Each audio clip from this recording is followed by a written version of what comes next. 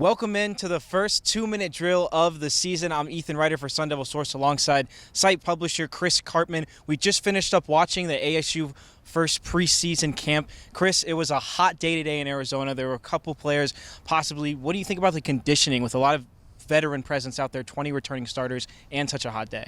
I thought it was pretty well overall, Ethan. You would expect that these guys would be relatively fit. They've been working for the last 2 months pretty solidly. Usually you have new guys who are not as adaptive as some of the veterans.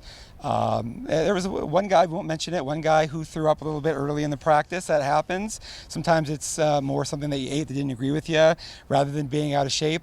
But overall, I would say that from a 100-degree day, these guys carried through to the end of the practice, and so a lot of the veteran leaders were doing a good job of driving them home.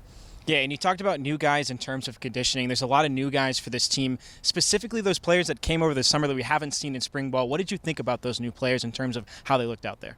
Yeah, definitely. Some of the freshmen on defense really caught my eye in particular. I would say Jaden Williams, linebacker, only listed at 185 pounds, but man, he's going to have a big frame. I remember when DJ Calhoun was a freshman at ASU before he became a starter, he was 190, but Williams is a bigger, longer sort of an athlete. And then even some returning guys changed their bodies a lot. You know, Omar Norman Lott changed his body around quite a bit, and others.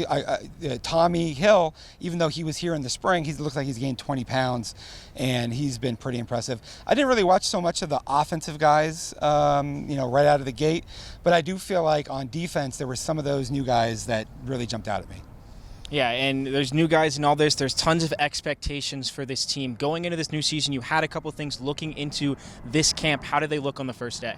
About what I would expect. Go back to the spring, and I thought it was very clearly the deepest and most athletic group that I've covered at ASU. Of course, a big factor being how many super seniors that they have returning. As you said, there are 20 returning starters. That almost never is going to happen. The key things that we're going to be watching for the next few weeks here, Ethan, are on offense, how potent is the passing attack with Jaden Daniels working with some of these younger freshmen and Brian Thompson, the Utah transfer who's coming in. Are they going to be able to match the potency of the run game, have the balance and that 50-50 type of passing attack percentage-wise that Zach Hill has said that he wants? And on defense, the linebackers. These guys, Merlin Robertson, Darian Butler, they've been starting for 4 years already. They got snubbed, no first team, second team all conference, no honorable mention even with the preseason media picks, but they are going to have to drive this team forward, be more prepared on a week-to-week basis and understanding what opponents are going to bring to them, and be really good in the passing game. If they can bring it, I'm confident that the defensive line and secondary will be ready to go this season, and it'll be one of the better defenses in the West, if not in the country. Yeah, a season with high expectations. It was a hot day, but a very good day for that first camp that we were able to attend. I'm Ethan Ryter alongside Chris Karpman. This was the 2-minute drill.